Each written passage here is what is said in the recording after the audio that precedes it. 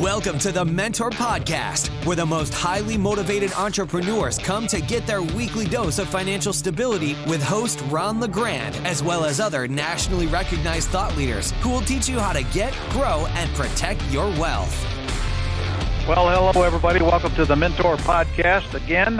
This is Ron LeGrand with another exciting issue today, and I got some really hot topics for you as well from my friend Alton Jones here. We're on a mission to help people make more money, make it faster, keep more of it, retire rich, and boy, that's going to fall in line with what Alton's going to talk about today.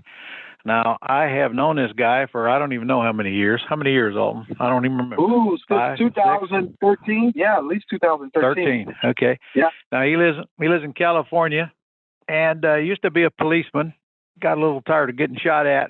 Came over into Planet Ron and been kicking butt ever since, haven't you? So I don't know anybody knows more about you than you. So tell them how important you are, Alton. Well, I'm very important. You know, I'm married with my lovely bride, Rocio. We have 6 kids together. Between her and I, she had 3, I had 1, we have 2, and we all have 6 grandkids. You know, so we got to really work. So we've been busy, and now we got our grandkids keeping us busy. But the great thing about grandkids, you get to give them back. So that's wonderful. So just a few. So I, being a police officer for over 30 years with the LAPD. Like you said, got tired of getting shot at and taking abuse from people I was trying to protect. As much as I love police work, I couldn't see myself retiring on minimal income. And I loved it so much. I still stayed as a reserve officer, which I've done today.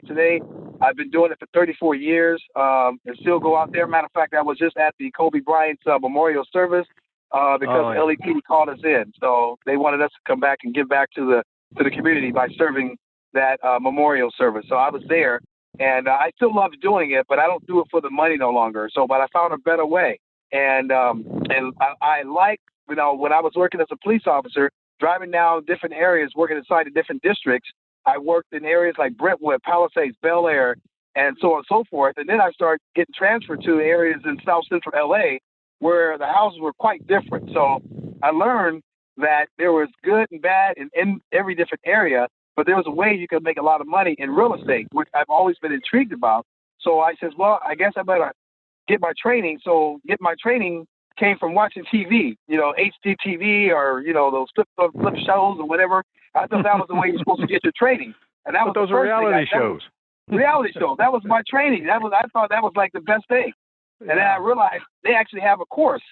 You've been doing this for a long time, and I could have actually gone to get some form of training. Fast forward, coming to Planet Ron in about 2012, 2013, I flew all the way out to Orlando, Florida for my first event, and it was just an eye-opener thing. I mean, I like tearing things apart and putting them back together, but I didn't understand about the pretty house side of the business and understanding how you can do lease options and take over debt and subject to and really strike up deals and still be able to rehab houses. And so we learned what we can learn. We became a student of the business to learn everything about being not just a rehabber, but a transactional engineer, whereas now we can, instead of flipping those houses and selling them totally, then I can hold some of those properties and keep them on lease option, turning them to student housing, doing an Airbnb, and so on and so forth. So those are different skill sets, things I learned along the way to accumulate and build wealth through that way. I love real estate, but there's multiple different ways you could do real estate to accumulate wealth and make, what I call the BQM, which is the big quick money, by flipping houses and still be able to have a great life. So, well, in your world where you live in Southern California, the dollars are different than they are in many places where our listeners are at right now. So when you started renovating houses, but higher end properties. Give me a couple examples of those that you did here in your first couple of years. Well, first couple of years we didn't do as high as well, they probably would consider high if you were in Springfield, Missouri, or Memphis, Tennessee. But we've done houses where $300,000, where we put maybe $50,000 into them, and then we turn around and sell them for like $450,000. That was a small deal in California. That's a deal that was in like South Central LA or Watts or Compton. Those are the kind of deals. But then I gradually, as a couple of years went by, I started doing higher end deals where we would buy a house for like $800,000 and tear down the house and build a house and put almost $1 million into it and sell it for $2.5 to $3 million. So that took a lot more ingenuity, took a lot more capital, took a lot more risk. But when it took a lot of capital, Ron, it did not take any of my capital. I'm never putting any of my money into those deals whatsoever. The only thing I put up, Ron, and people laugh, but I tell them I put up $10 of earnest money deposit to control an asset under contract. And I'm able to get private money from a private lender or even a hard money lender, if you will, to be able to do the rehab. And they fund it 100%. I don't put any money in it and then turn around and sell it for a huge profit, somewhere between 25 and 30% profit of what we are getting the ARV from. So when you rehab houses out there today, you expect to get good high six-figure profits out of them, then, don't you? Oh, absolutely. Average profit that we get on each deal, Ron, is about $123,000 profit.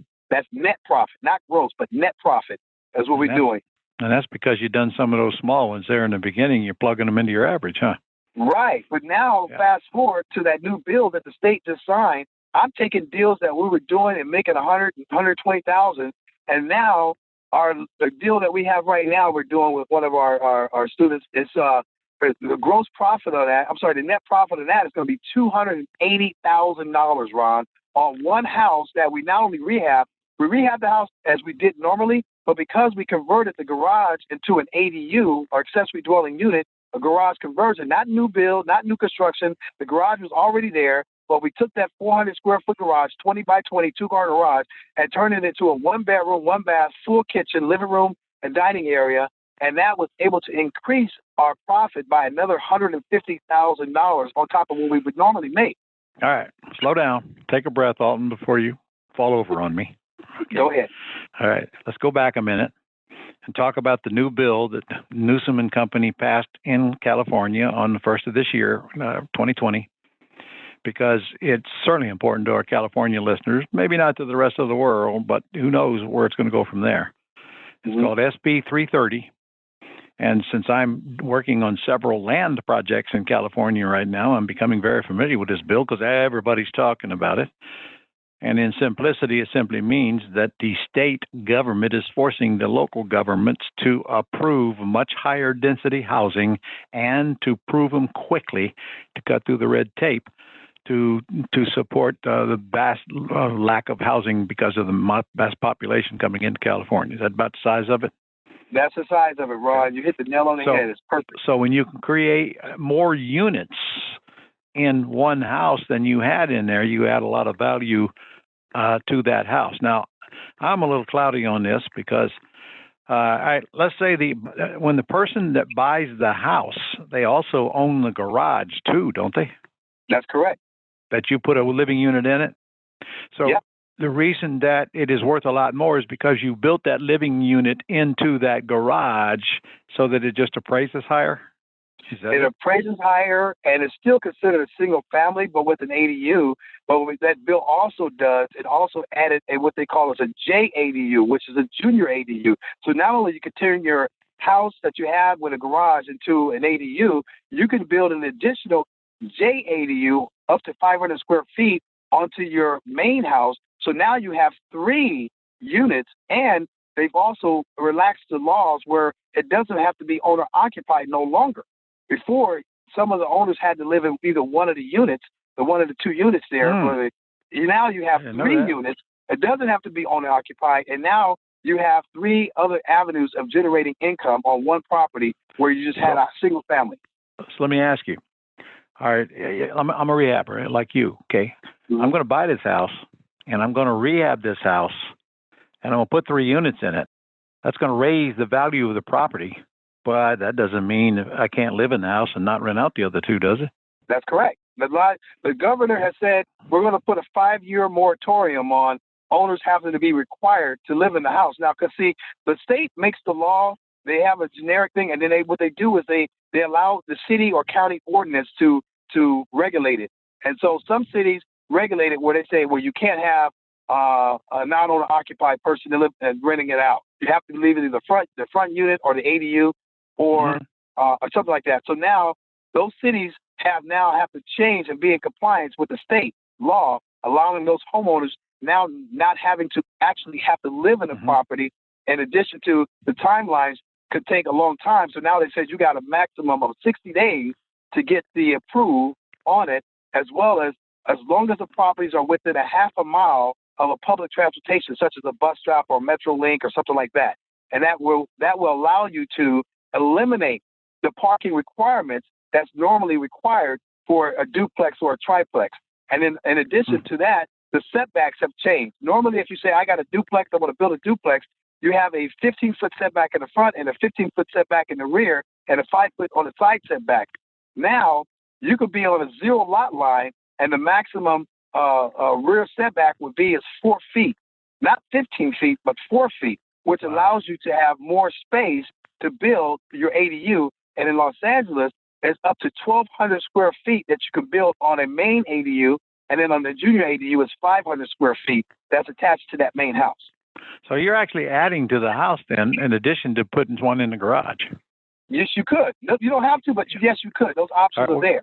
Well, give me an example of the last one you just did here. Start from scratch. What'd you pay for the house? So we paid $665,000 for the house. How big? It was a 1,724 square feet.